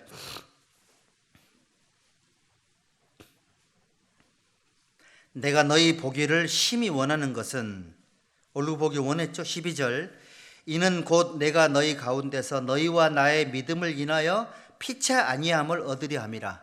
피차죠. 얼굴을 보고 믿음을 서로 확인하는 가운데 서로 위로가 된다. 서로 만나가지고 얘기를 하다 보면 내가 받은 구원을 이 사람도 받았네. 내가 갖고 있는 소망 이 사람도 갖고 있는데 그러면 이제 뭔가 안심이 되잖아요. 아, 내 믿음이 잘못된 거 아니구나. 안심이 되고요. 위로가 됩니다. 그다음 13절 형제들아 내가 여러 번 너희에게 가고자 한 것은 얼굴 보려고 한 것을 너희가 모르기를 원치 아니하노니 이는 너희 중에서도 다른 이방인 중에서와 같이 열매를 맺게 하려 함이로되 아직까지 길이 막혔도다. 서로 얼굴을 주고받고 교제하는 가운데 신앙이 성장하고 열매를 맺어요. 여러분들 지혜자와 동행하면 지혜를 얻습니다. 친구를 잘 사귀어야 돼요. 하나님 안에서 다윗은 정말 좋은 친구들이 많았습니다. 다윗의 좋은 친구들. 그 수많은 좋은 친구들이 있어서 다윗 신앙이 훌륭하게 하나님 앞에 기념이 됐던 거예요. 여러분들, 우리는 서로 이제 모임에 꼭 나가서 얼굴을 보면서 같이 교제를 해야 돼요. 우리 코로나 팬데믹 터졌을 때 그 온라인으로 교제할 때 좋던가요? 어떤 분들은 상의는 이렇게 양복을 입었는데 밑에는 반바지 입고 이렇게 그런 분도 계시고, 어떤 분들은 안 씻어가지고 이렇게 흑암 처리해놓고 참여하고 이런 분도 계시고, 그런 힘든 일들이 있었잖아요. 교제는 얼굴을 보고 하는 겁니다. 얼굴을 보고. 그래서 함께 모임에 참여해서 자주 얼굴을 보면은 교제라는 것이 잘 돼요. 그러니까 마음속에 이런 기도도 좀 해보세요. 하나님, 나 구역 모임, 봉사회면 봉사회, 어머니면 어머니회, 또는 청년회 그 모임에 내가 꼭 가서 얼굴로 봐야 되겠다고, 그런 어떤 기도가 필요해요. 그냥 마음 내키면 가고 안 되면 안 가고 이렇게 하다 보면 교제가 잘 안 돼요. 부지런히 얼굴을 봐야 됩니다. 제가 지금 부지런히 신방을 다니고 있습니다. 왜 그럴까요? 얼굴 보려고. 얼굴 보고, 그리고 또 그 마음을 보려고요. 마음과 마음이 하나 되게 하기 위해서 다 자꾸 다니는 거거든요. 그래서 이게 중요하다는 생각이 들고요. 그리고 서로 사귀는 세 번째 기술은, 필요하면 여행도 같이 가면 좋아요. 동행 가라는 얘기가 아닙니다. 수련회 같은 거 있으면 같이 참여하시라고요. 그래서 야외 교제라든지 구역 야외 교제라든지 구역 수련회라든지 이런 거, 또는 그 전도 여행 같은 것도 같이 가면 좋아요. 해외 선교도 같이 가면 좋아요. 하나님 안에서 여행을 말하는 겁니다. 전도를 위한 목적으로, 서로 좀 이렇게 친해지기 위한 목적으로 만들어지는 여행들이 있거든요. 야외 교제에 빠지지 말고요. 5월 달에 야외 교제 몽땅 몰려 있던데 빠지시면 안 됩니다. 참여하세요. 휴가를 내서라 참여하시고요. 그리고 뭡니까? 그리고 이제 전도 여행도 필요하면 같이 좀 가시고, 해외 선교도 필요하면 좀 다니시면서 하다 보면, 여행을 같이 하다 보면 친해집니다. 교제가 잘 되죠. 그리고 네 번째 방법은 전우회가 필요합니다. 전우회. 보통 지금은 조금 이제 면회 문화가 바뀌긴 했지만, 중환자 보호자 대기실에 있는 그 가족들은 금방 친해져요. 중환자실에 다 지금 생명이 위독하신 분 많이 계시거든요. 그러면 동병상련이 돼가지고요, 굉장히 가까워집니다. 그리고 전쟁터에 나갔던 그 군인들한테 왜 전쟁터에 싸웠냐고 물어보면, 국가와 뭐 조국을 위해서, 뭐 우리 민족을 위해서 전쟁했다, 그렇게 말하는 사람 한 사람도 없어요. 왜 전쟁하는 줄 아세요? 옆에 있는 전우가 죽은 거 옆에서. 그때 눈이 뒤집힌답니다. 전우애가 생겨요. 그래서 같이 고생하면 교제가 잘 돼요. 봉사를 같이 하면 교제가 잘 돼요. 우리 찬양 대원들끼리 친하죠? 찬양 대장님 어디 계십니까? 왜 친할까요? 연습을 오래 하잖아요. 얼굴 자주 보죠. 어떤 분들은 찬양대가 제일 시끄럽던데요. 그거는 친해서 그런 거예요. 잘 모르시는구나. 원래 안 친하면 조용합니다. 친하니까 싸울 수도 있는 겁니다. 너무 나쁘게만 보지 마세요. 우리 찬양대가 싸운다는 얘기는 아닙니다. 찬양대장 성함이 은양선이세요. 양선. 가장 도덕적인 선 이상을 추구한다, 그런 거거든요. 어떻게 저분 밑에 있는 사람이 다툴 수가 있겠습니까? 말도 안 되는 얘기죠. 그래서 봉사 좀 해요. 제가 다음 시간에 얘기를 하긴 할 텐데, 교회에 손님처럼 왔다 가면 재미없어요. 교회당 가면 내가 있을 곳이 있으면 좋거든요. 그러면 있을 곳이 없으면 재미가 없어요. 그러니까 자꾸 이제 왔다 갔다 하시잖아요. 어떤 분들 처음에 조금 오면 왔다 그냥 식사도 못하고 그냥 가시죠. 불편해서 그렇거든요. 근데 그런 시간이 조금 지나고 봉사할 내 자리가 있고 이러면 조금 더 주인의식이 생기시고요. 조금 더 고생을 하다 보면 정말 친해지죠. 그래서 우리 존선님하고 지금 3개월 됐는데 3년 지난 사람처럼. 나만 그래요? 30년? 예, 왜냐하면 그 동지애가 있거든요. 동지애, 전우애가 있거든요. 그래서 여러분들도 그런 마음으로 사귀면 교제가 잘 돼요. 그리고 5번째는 적절하게 자기를 좀 노출시켜 주세요. 자기를 노출시켜 주는데 이게 뭐냐면 간증이에요. 간증이 뭔지 알죠? 구원 간증과 생활 간증이 있는데 간증이라는 게 뭐냐면 내가 어떤 상태에서 예수님께서 내게 해주신 그 어떤 것을 통해서 죄 문제가 어떻게 해결됐는지 그거를 얘기하는 거예요. 그게 구원 간증이에요. 제가 죄인으로 살다가 죄인인 걸 몰랐는데 성경을 배워서 죄인인 걸 알았고 쭉 하나님 말씀을 들으면서 이게 죄 때문에 지옥 간다는 걸 알게 됐고 지옥에서 헤어나올 수 있는 방법이 내게는 없어서 하나님 기도를 했는데 말씀이 마음속에 믿어져서 영원한 속죄, 예수님 피가 우리 죄를 영원히 도말했다는 사실, 그 모든 죄를 인해서 2배나 갚았다는 사실 그걸 알게 됐다고. 성경 구절 몇 장 인용하지 않아도 어쨌든 난 구원 받았다고 이렇게 말하면 좋거든요. 그래서 이제 구원을 받고 나서 어떻게 구원 받았는지를 잘 말 못할 수도 있거든요. 너무 꼬치꼬치 물어보면 안 됩니다. 옛날에는 예수님 피 얘기 안 하면 구원이 아니고 성경 몇 장 몇 절이 믿어져서 그거 말 못하면 구원이 아니라 그랬거든요. 그렇게 하면 안 되고요. 그래서 구원 받으신 분들도 자꾸 물어볼 거니까 이거는 얘기해 줘도 돼요. 난 잘 모르겠고 난 지옥은 안 가. 제가 그랬습니다. 난 잘 모르겠고 구원이 말이 너무 어려우니까 난 그거 잘 모르겠고 난 지옥은 안 간다고. 지옥에 왜 안 갑니까? 죄가 다 해결됐으니까 안 간다고. 난 그건 확실하더라고요. 천국 간단 말은 못 하겠더라고. 지은 죄가 너무 많아가지고. 벼룩도 낯짝이 있지 이러면서 있잖아요. 말 잘 못했는데 어쨌든 죄가 해결돼서 나는 지옥은 안 간다. 그건 내가 확실하게 말할 수 있었거든요. 그게 구원 간증이에요. 생활 간증은 뭘까요? 생활 간증은 생활 속에서 깨달아진 말씀이나 내가 어려움을 겪고 나서 하나님 앞에 어떤 도움을 받았다든지 하나님이 내 삶에 개입하셔서 하나님으로 인해서 내 삶이 어떻게 지금 변화가 되고 있는지 주인공은 하나님이고 나는 조연이에요. 그거를 표현하는 게 생활 간증이에요. 그래서 여기 고린도전서 14장 19절 한번 보시죠.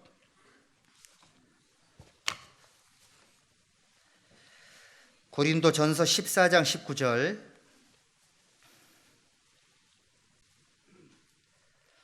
그러나 교회에서 네가 남을 가르치기 위하여 깨달은 마음으로 5마디 말을 하는 것이 1만마디 방언으로 말하는 것보다 나으니라. 간증할 때 지침이에요. 꼭 기억하셨다가 무슨 간증을 할까 하고 기도할 때 이 말씀이 기준이 돼야 됩니다. 첫 번째는 깨달은 마음으로 5마디 말을 해야 돼요. 아무 말이나 막 이렇게 하는 게 아니고요. 내가 어떤 말씀을 깨달았다. 내게 왜 고난이 왔는지를 내가 이해했고 내게 왜 이런 어려움이 왔는지를 내가 이해를 했다. 내가 어떻게 살았더니 하나님 이런 결과를 주시더라. 그런 거 있잖아요. 깨달았던 거 이거를 간증하는 거예요. 그러니까 누가 어떻게 듣든지 이게 중요한 게 아니고 내 마음속에서 깨달아진 것을 얘기하는 겁니다. 고린도전서 14장 8절 9절 만일 나팔이 분명치 못한 소리를 내면 누가 전쟁을 예비하리요. 이와 같이 너희도 혀로서 알아듣기 쉬운 말을 하지 아니하면 그 말하는 것을 어찌 알리요. 이는 허공에다 말하는 것이라. 간증할 때는 알아듣기 쉽게 말을 하는 거예요. 우리가 다 아는 얘기들, 말씀을 듣고 내가 느꼈던 내용들 알아듣기 쉽게 말을 해야 돼요. 어려운 얘기 하는 게 아닙니다. 그리고 고린도전서 14장 26절 같이 읽어볼까요? 그런즉 형제들아 어찌할꼬 너희가 모일 때에 각각 찬송 시도 있으며 가르치는 말씀도 있으며 계시도 있으며 방언도 있으며 통역함도 있나니 모든 것을 덕을 세우기 위하여 하라. 간증을 하는 세 번째 그 지침이 뭐냐면 덕이 돼야 돼요. 덕이. 자기 자랑이 아닌 듣는 사람들에게 유익을 끼쳐야 돼요. 내 간증 속에서 하나님이 드러나야 돼요. 간증을 할 때 이 성경 구절이고 이 세 가지를 염두에 두고 간증을 하시면 무슨 말을 해야 될지를 알 수 있고, 또 이제 간증 무방비 상태에서 시킨 경우도 있잖아요. 했는데 뭔가 자기 마음에 합하지가 않아. 자기 한 말이. 그럼 집에 가서 괴롭죠. 그때 막연하게 구역장님이나 조장님 원망하지 말고 이 말씀을 보면서 내가 깨달은 것이 없어서 할 말이 없었구나. 또 내가 뭔가 알아듣기 제일 쉬운 말이 성경 관계된 내용들이잖아요. 내가 너무 인간적인 얘기를 많이 했구나. 그리고 세 번째는 내가 내 자랑만 했네. 하나님 얘기는 하나도 하지 않고 자기 중심으로 말을 했네. 덕이 되지 않을 수도 있죠. 이렇게 이제 피드백을 하면 이제 간증이라는 걸 점점점 이렇게 잘한다라는 얘기는 이제 성경에 합한 간증을 한다 이런 뜻인 겁니다. 그렇게 할 수가 있을 겁니다. 근데 가끔씩 보면 이런 분이 계시죠. 난 잘 못 살아서 할 말이 없습니다. 이런 분도 계십니다. 뭐 그럴 수도 있습니다. 그럴 수도 있겠지만 목욕탕에 갈 때 샤워하고 가요? 더러울 때 가요? 목욕탕은 가장 더러울 때 가죠. 씻으러 가는 거잖아요. 교제로 오셨을 때는 씻으러 오신 거니까 잘 못 살았던 것이 사실은 발을 씻으라는 의미잖아요. 그런 의미가 되는 겁니다. 그래서 잘 못 살았던 것들 또한 내가 잘못 살았던 것들에 대한 그것만 얘기를 하면은 이제 덕이 안 될 수 있으니까 잘 못 살았는데 하나님 말씀을 통해서 내가 이런 교훈을 받아 다시 돌이키게 됐습니다. 그렇게 말하면 좋겠죠. 그리고 간증할 때 무용담을 조심해야 됩니다. 어떤 분들은 일대기를 쫙 얘기하는 사람이 있죠. 너 그저께 저 분당 갔다 오는 길에 뒤에서 차가 막혀가지고 이렇게 1시간 넘게 있었잖아요. 도로에서. 뒤에서 1시간 동안 군대 가는 얘기를, 아직 입대도 안 한 상태에 1시간 동안 얘기를, 입대를 못했어요 아직. 자세한 얘기는 다음에 만나서 하기로 했습니다.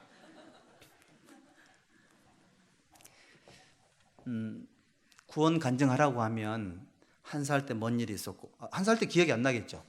뭐 10살 때, 뭐 20살 때 그렇게 얘기하는 게 아니에요. 자기 일대기 말할 필요 없어요. 죄 지은 자기 삶 일대기 얘기해봐야 그건 무용담일 수가 없잖아요.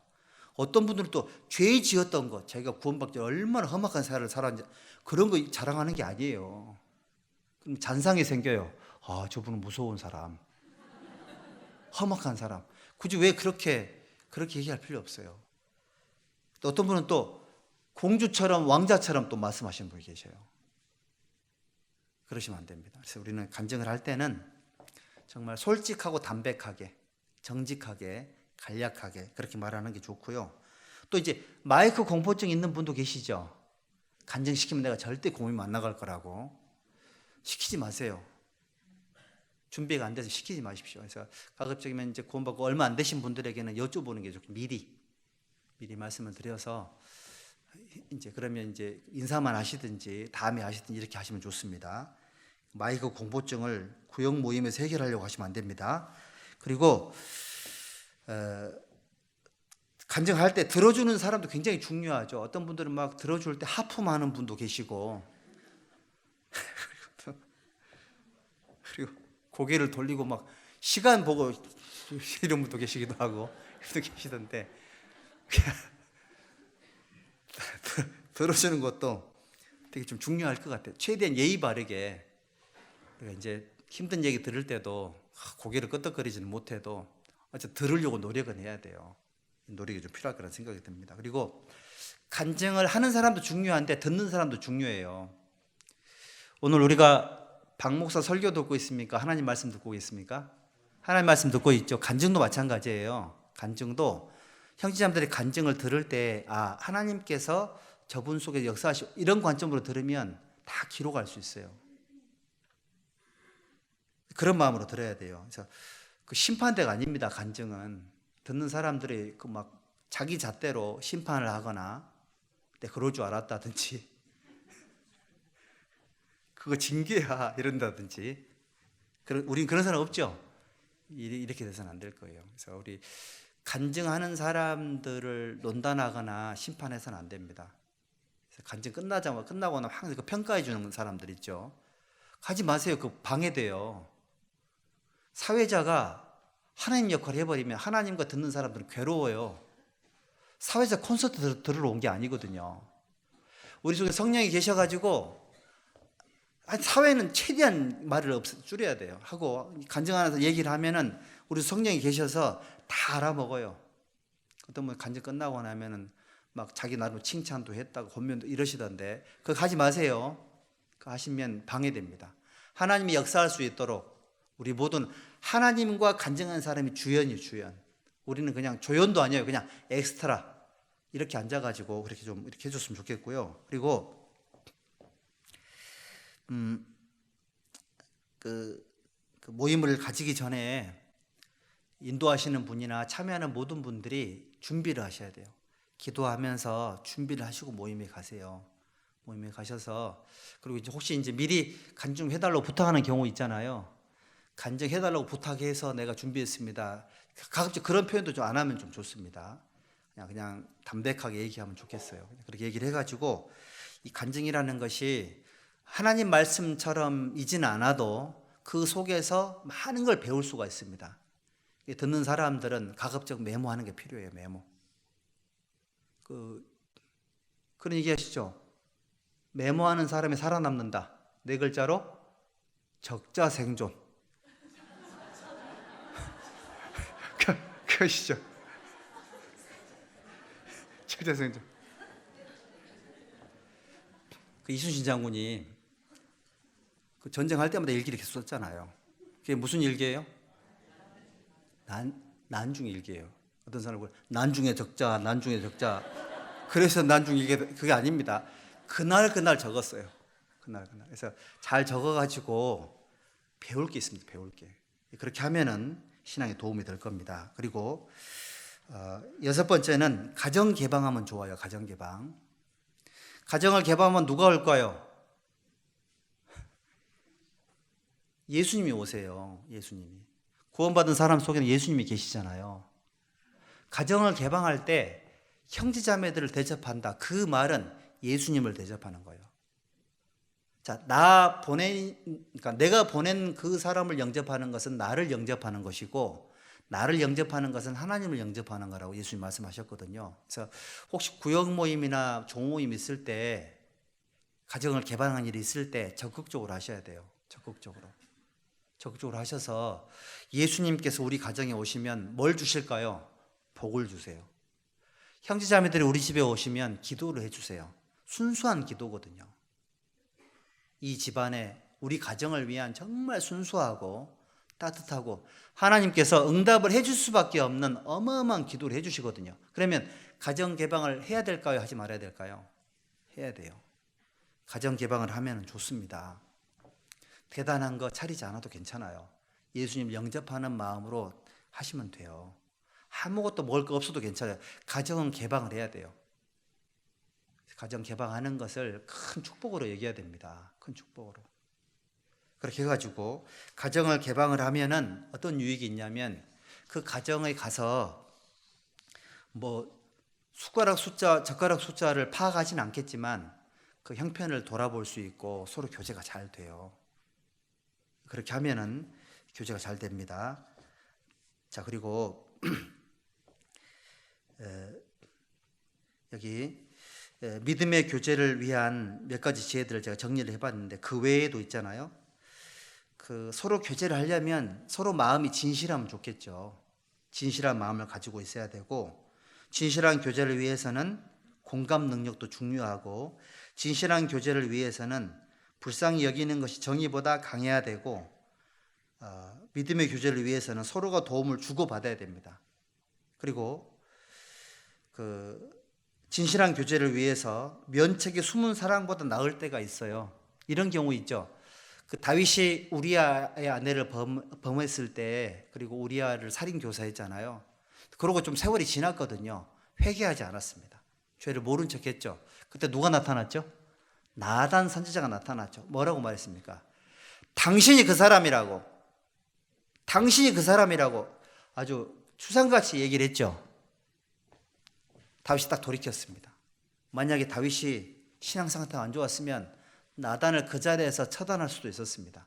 다윗은 그렇게 하지 않고 돌이켰잖아요. 자, 오늘 말씀을 들었으면 이거 누구 들으라고 한 얘기일까요? 나 들으라고 한 얘기죠. 당신이 그 사람이라고, 그런 뜻인 겁니다. 면책이 숨은 사랑보다 나아요. 면책이. 진실한 교제가 그렇습니다. 그리고 믿음의 교제를 위해서는 겸손해야 됩니다. 나보다 남을 낮게 여겨야 돼요. 시옷이죠. 지읒이 되면 안 됩니다. 남을 나보다 낮게 여기면 교제가 잘 될 거예요. 그리고 교제하려면 태도가 신사적이어야 되겠죠. 최대한 공손한 태도와 자세를 유지하는 게 좋아요. 그래서 유머라는 것은 휴먼이라는 말에서 파생된 말인데, 유머라는 말에서 휴먼이라는 말이 나온 겁니다, 여러분들. 인간적이다 이런 뜻인 거예요. 농담은 조금 가벼운 것일 수 있겠죠. 하지만 유머라는 것은 사실은 인간적이라는 그런 뜻이기도 하고 관계를 좋게 만드는 것일 수도 있거든요. 신사적이라는 그 말 속에 태도가 중요합니다. 분위기를 밝게 만들고 농담을 해가 분위기를 싸게 이런 것이 가볍게 만드는 것이 아니고, 유머를 사용할 때도 신사적으로 있잖아요. 이렇게 해가지고 분위기를 조금 이렇게 잘 만들고 부드럽게 만들고 예의 바르게 만들고, 그래서 막 구원받은 분들이 교회 왔을 때 서로 인사를 나누는 거라든지 눈빛을 주고받는 거라든지 이런 태도들이 가식적인 것이 아니라 정말 진심에서 우러나오는 신사적인 그런 태도를 가졌을 때 교제가 잘 될 거예요. 그리고 진실한 교제를 위해서는 서로의 비밀을 좀 지켜줄 필요가 있습니다. 그래서 드리는 말씀인데요. 누군가의 기도 부탁을 할 때는 가급적 그분이 지금 당장 말씀을 듣고 있는 상태라면 몰라도, 말씀을 듣기 전의 상태라면 그분의 사생활을 너무 많이 노출시키지 마세요. 그분의 사생활이 있죠. 그분의 사적인 그런 부분도 너무 많이 노출시키지 말고요. 그래서 개인적으로 계속 기도하다가, 또는 고역 모임 때 기도 명단에 올렸잖아요. 기도해주고 계시거든요. 그래서 그 기도 부탁을 간증처럼 길게 하다 보면 말씀 들을 사람의 사생활에 너무 노출이 되고 그것이 선입견이 될 수도 있어요. 그거 별로 좋은 거 아닙니다. 그리고 이제 또 어디서 이사를 오시거나 오래간만에 교제가 돌아오신 분도 계시거든요. 그러면 이제 우리가 돌아오는 것 자체가 너무 좋은 거잖아요. 그리고 시간 지나면 자연스럽게 이제 알게 될 텐데, 굳이 자연스럽게 관계가 형성되기 전에 정보를 먼저 수집하는 경우들이 있죠. 그거 좋은 태도가 아니에요. 왜 그런 거 알려고 해요? 그런 거 알려고 그 안테나 세우지 마세요. 안 좋은 겁니다. 정보를 많이 아는 게 신앙생활 아니에요. 그래서 누군가가 새롭게 시작을 하려고 그래요. 그 전에 무슨 일이 있었는데 그게 뭐가 중요해요. 그런 거 정보 들었을 때 막 이렇게 일부러 안 들으려고 해야 돼요. 지금 현재 모습을 봐야죠. 그래 안 되겠어요? 제가 얘기했으니까 그런 상황이 생기면 제가 얘기해도 문제 안 되겠죠? 좀 신경 써주세요. 그렇게 해가지고 시간이 좀 지나면 좀 고쳐져야 되겠다라는 생각이 들고요. 그렇습니다. 그리고 여기 정리합시다. 우리 히브리서, 이 말씀만 드리고 정리하겠습니다. 히브리서 10장에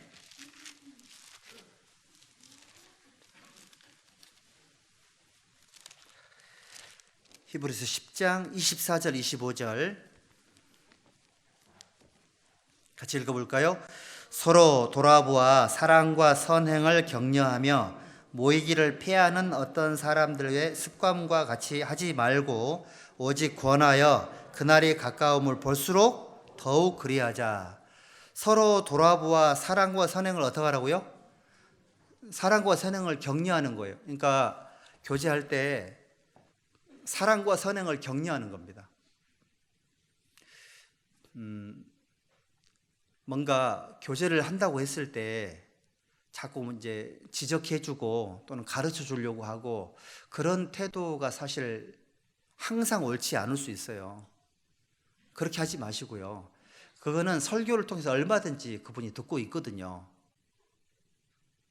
가급적이야 누가 이렇게 이렇게 물어봐도 물어본 것만 딱 얘기를 해야 되면 참 좋을 것 같긴 한데, 우리는 교제를 해준다라는 그런 표현을 쓰면서 이제 과도하게 이렇게 지적해주고 교정해주고 하는 부분들이 있을 수 있거든요. 근데 그거는 별로 좋은 선택이 아닌 것 같아요. 그래서 사랑과 선행을 격려해주면 좋아요. 사랑과 선행을 격려해주고 칭찬해주고 인정해주고 따뜻하게 눈빛을 보내주고 그런 거 좀 많이 하면 좋을 것 같아요. 그리고 모이기를 피하는 어떤 사람들의 습관과 같이 하지 말고 오직 권하여 그날의 가까움을 볼수록 더욱 그리하자. 사실은 교제는 한마디로 말하면 사귐이고, 사귐은 만남을 통해서 이루어집니다. 그렇지 않겠습니까? 그러니까 모이는 것이 너무너무 중요해요. 여러분들 구역장님이나 각회 회장님이나 내가 속한 그 누군가에게 모임에 대한 그 카톡이 오거나 문자가 오거나 봉사를 소집을 했거나 이랬을 때 그거를 하나님의 음성으로 내가 믿어지면 순종이 될 거예요. 야, 구역장님 나를 너무 괴롭힌다. 사실 구역장님 괴롭힌 거 아니에요. 예수님께서 계속 나에게 문자와 카톡을 보내신 거예요. 올라가 보면 알 거예요. 사람이 괴롭힌 게 아니고요. 하나님께서 권한 거예요. 모임에 오시라고. 하나님이 권했던 것을 내가 오해한 거죠. 왜 오해했을까요? 내가 교제 가운데 연습이 충분히 안 돼 있어가지고 이게 좋은 건지 나쁜 건지 분별이 안 돼 있어서 사람만 보였던 거예요. 사실 하나님 보내신 겁니다. 전도 집회 때 전참을 합시다. 이거 목사가 하는 얘기 아니에요. 하나님이 여러분들에게 주시는 음성이에요. 그렇게 믿어져야 돼요. 그렇게 믿어진 사람들은 교제가 잘 된 사람들인 거예요. 제 말이 맞죠? 그래서 혹시 카톡이나 문자나 또는 교회 소식지를 쭉 보시면서 내가 가야 되고 또 내가 얻어야 될 그런 곳이 있다면 때로는 자원해서, 때로는 적극적으로, 때로는 가기 싫어도 억지로 간다 할지라도 억지로 오리를 동행하게 하면 몇 리 가져라 그랬죠? 10리를 가져라 그랬잖아요. 억지로 한다 할지라도, 자원하는 마음이 안 생겼다 할지라도 죽은 사람 소원도 들어준다는데 우리 구역장님 소원을 못 들어주겠냐? 충분히 들어줄 수 있잖아요. 그렇죠? 그래서 이번만 내가 모임에 참석 다 하면 내가 안 가야 되겠다. 그런 마음이 든다 할지라도 들어주는 게 좋습니다. 그렇게 해가지고 모임에 쭉 얼굴을 만나고 이렇게 대화를 하고 교제를 나누다 보면 그래서 신앙이 성장하는 거예요. 그래서 우리는 연습이 필요해요. 그리스도 안에서 서로 사귀는 연습, 교제하는 연습, 이런 것들을 죽을 때까지, 주님 오실 때까지 정말 계속 연습을 하셔야 돼요. 그렇게 하다 보면 하나님 앞에 유익이 많이 될 겁니다. 기도하겠습니다. 하나님 감사합니다. 오늘 하나님의 말씀을 통해 서로 사랑하는 연습, 서로 교제하는 연습을 함께 배워봤습니다. 우리에게 교제가 필요하고 하나님께서 우리에게 교제를 명령하셨습니다. 교제가 방해되는 요소들을 정리하고 정말 서로 사귀는 기술을 잘 익혀서 더욱 원만하고 풍성하고 깊이 있는 교제를 서로 주고받을 수 있도록 도와주시기를 부탁드립니다. 우리의 모든 남은 생에 전능하신 하나님께 의지합니다. 고마우신 예수님의 이름으로 감사하며 기도드렸습니다. 아멘.